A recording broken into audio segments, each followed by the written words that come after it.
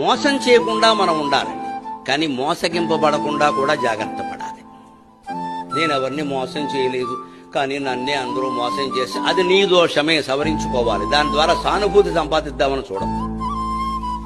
కలియుగంలో ఎప్పుడూ ధర్మం ఏమిటంటే మనం మోసానికి లోను కాకుండా ఉండాలి అంటే ఎదుటి వాళ్ళని మన పట్ల ఏం మాట్లాడుతున్నారో ఏం చేస్తున్నారో ఎప్పుడూ ఓ కన్నేసి ఉంచాలి.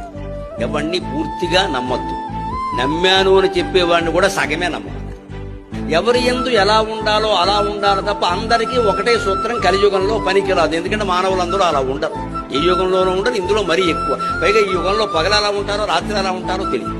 ఎవరిని మంచివాడు అనడానికి లేదు, అలాగని చెడ్డవాడు అనడానికి లేదు. లోకం అంతా చెడిపోయిందంటే మీరు గమనించండి. ఒక 10 ఏళ్లుగా గుళ్ళల్లో పూజలు పెరిగాయి, తీర్థయాత్రలు పెరిగాయి, పూజలు పెరిగాయి, అన్ని హారతులు పెరిగాయి. ఇలా ప్రవచనాలకు జనం రావడం కూడా విపరీతంగా పెరిగింది.